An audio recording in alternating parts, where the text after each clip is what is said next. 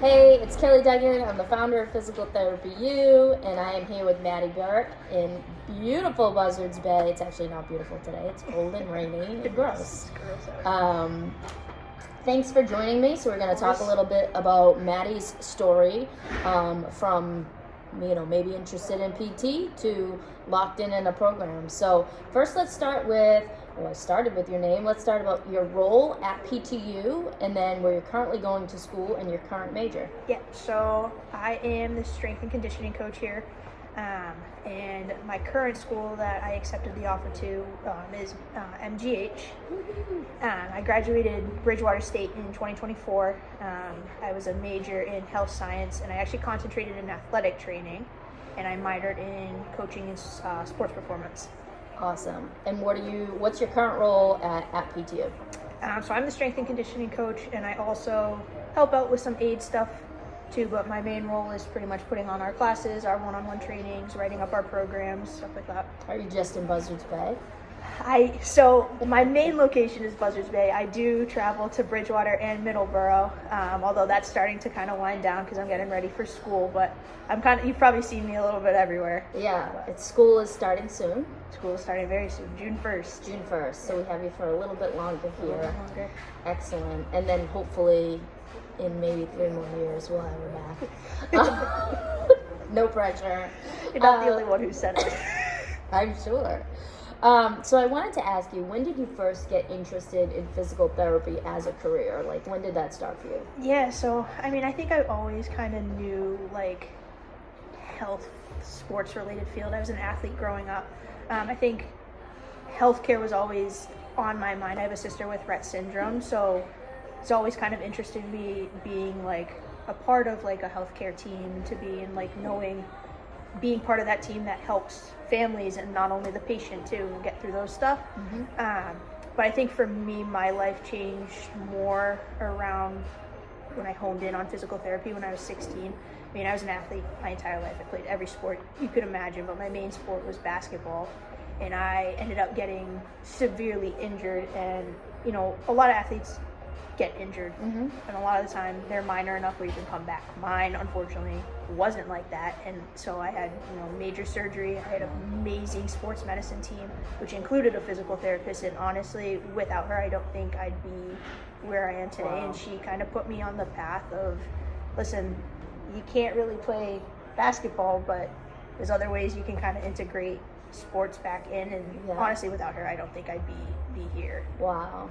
Coaches prepare you for every other scenario. Mm-hmm. Like when you're 16 and you're told you're a top D1 recruit and all that, you don't really think oh, I'm gonna go to school and I'm gonna be a doctor. No, yeah. I didn't really think like that. Focus isn't there, right? And then when in an instant when it's taken away, you lose your coaches, you lose your teammates. So having that physical therapist and that sports medicine team, really, they had my back in that. So I think they definitely shaped kind of who I want to become. Yeah. I love that you shared that. I think that's so important. That's a big part of why I love physical therapy too, is you're getting to help people when they're in that specific scenario of, it feels like there's nothing else. It feels like you lost everything. That's your identity as an athlete. That's what you planned for the future. And then when it's taken away from you, it's hard to pull out of that sort of doom. Yeah, there's a big mental aspect to it. Yeah, along absolutely. with the physical. Yeah, and that's a big part of what we do here too. And so when I hear it's done elsewhere, I love to hear it. And I'm glad you pursued it. Me That's too. awesome. Me too. So you said that was around when you were 16, Yes. and then you went to Bridgewater State undergrad. Yes. Go Bears. Yep. What has your journey into PT school been like? How did everybody wants to know, how did you get in? Because it's so competitive. What did you do to not only apply, but what did you do to get yourself seen and accepted? Yeah, so my journey has not been linear by any aspect. So I kind of hem and hawed between athletic training, physical therapy, honestly up probably till this year. So I went to Bridgewater State. I concentrated in athletic training, and then when it was time to move on and apply, I applied both to PT school and AT school through the PT CAS and the AT CAS. And then ultimately I made the decision. At that point, I thought I had found my dream program. It was everything what I thought, where I could thrive. So I accepted that offer. I ended up actually deferring my start date for the following year. Ended up working here just to get a little bit more experience, hands-on, take a breather from just finishing undergrad. And I started that program this past June. And pretty quickly I realized it was not my dream program. It was a hybrid program, and for my learning style, it wasn't a good fit. It wasn't so much content-wise, it was felt isolating, being in my room, and it caused a lot of anxiety. And it was a hard decision, but it came to the point where it was like, do I try to push through something that I'm not 100% in, and I'm not being myself and not getting enough of what I should be getting? Or do I take the chance? Because ultimately PT school is competitive. You don't know if you're going to get that second chance. And I ultimately decided to leave where I was at and restart. So back at square one, reapplied again to both PT and AT school. But I think this time around I had a different mindset of, I wasn't so focused on getting in. I was focused more on finding the fit. And that's when I got into MGH, and I think their whole setup fits my learning style, and it's just going to be a better fit all around. Yeah. Thank you for sharing that story. Yeah. I think it's really difficult for a lot of students. People don't always get into school right away. Sometimes they're getting waitlisted and deferred. Sometimes they're not getting in. It might take a year or two. Yep. And I think, I appreciate you sharing that. I think your decision was really brave. It shows how determined you are to become a therapist in the way that you want to. And I think it's really important to share that story, because you're not the only one out there. And I think what we want to make sure people understand is, like, if it's not for you, if you are uncomfortable, there are other pathways to becoming a PT. And maybe you're the opposite of Maddie, where the hybrid is exactly what you need. You just don't know that can do it. It's just it wasn't for me. It wasn't for me. Yeah, and you just don't know, and you don't know till you're in it. So thank you for sharing that. Yeah, of course. And you and I have talked, and I have a similar story as well, where I was in school and I left, and everybody said, "Don't leave, don't leave. It's so hard to get in." And it's scary, and you really are, like you said, you're betting on yourself. You're like, I know, but I know I can do this again. Yeah. And that was my story as well. So. And it was good knowing that too, because when it happened, I was freaking out. I was like, oh my gosh, like, what are people gonna think? And don't get me wrong, like, there were people like, no, don't do it. But then knowing I had people like you and my family and stuff in my corner, be like, take the risk, bet on yourself, go find a better fit for you. Yeah. So. And I think learning that lesson early on is important too, because for the rest of your career, you may want to take choices and chances on yourself. And it's always like, you ask 10 people, 5 people are going to tell you, don't do it at all. This is a horrible decision. And 5 people are going to be like, oh my God, go for it. And you have to just do what's in your heart. And so it's good to kind of have an example of that early on. Yeah. So I do want to ask you, so you said you used PTCast and ATCast. Let's focus on PTCast. What do you have to do in your background to actually apply and make yourself stand out? Did you have to do shadowing, intern, GPA, tests, things like that? Let's share with anybody listening. When you open PTCast, it's really overwhelming at first, because there's a million different things they want you to upload.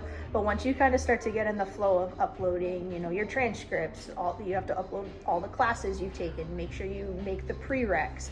I think the average GPA that you need is right around like a 3.1, maybe a little bit higher, might be off. And then observation hours are big. I was fortunate enough at BSU, with my concentration, it was built in, it was a built-in class that they required us to get 135 hours. And so I had done that at Spalding, and then I did a little bit here too. When I kind of started working here, I did some hours too. That's the biggest thing, I think, is observation hours and kind of putting yourself out there in different, honestly, locations too, like different settings.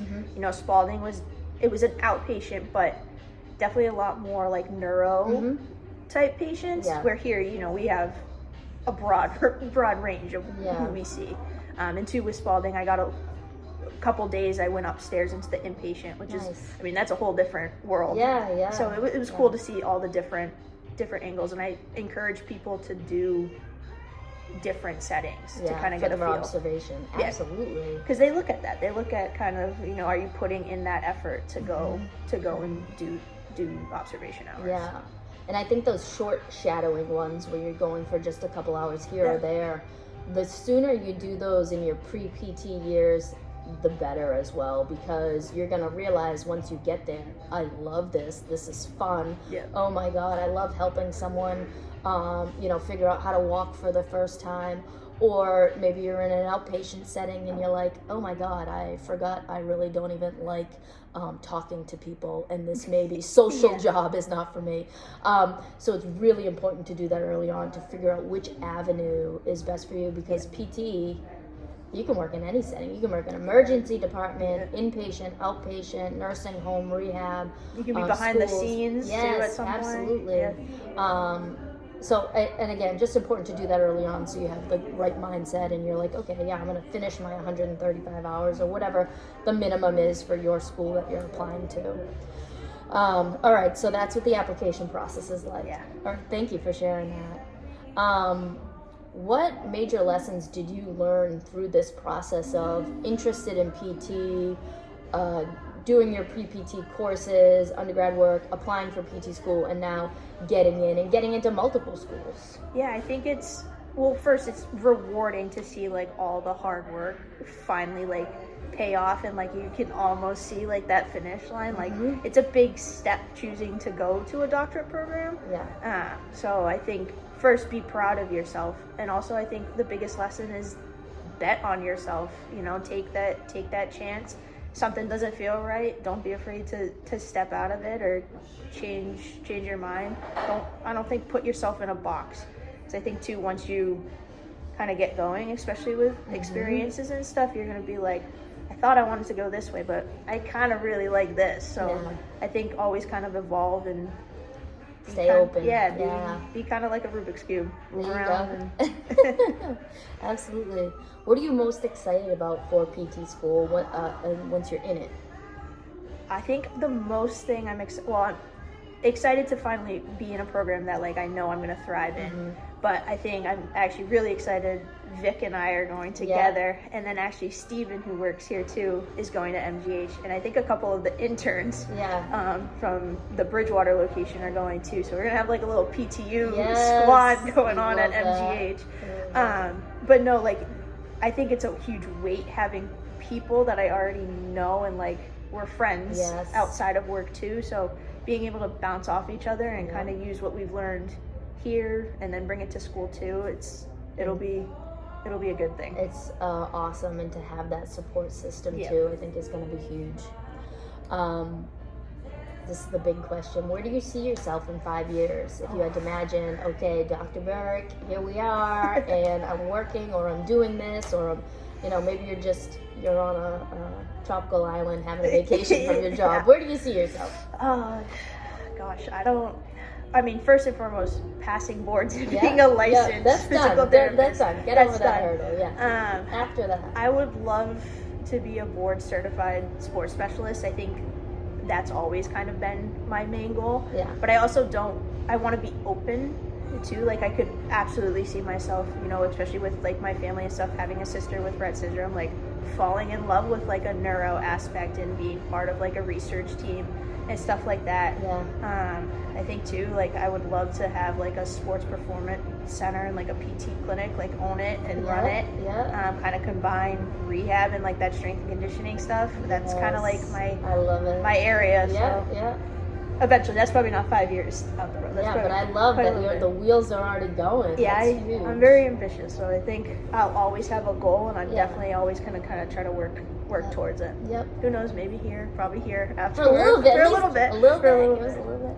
All right. So the last thing I want to ask is, what's like the top advice for someone who's just in that maybe it's another 16-year-old who's dealing with that injury that's just like, I think I want to do PT.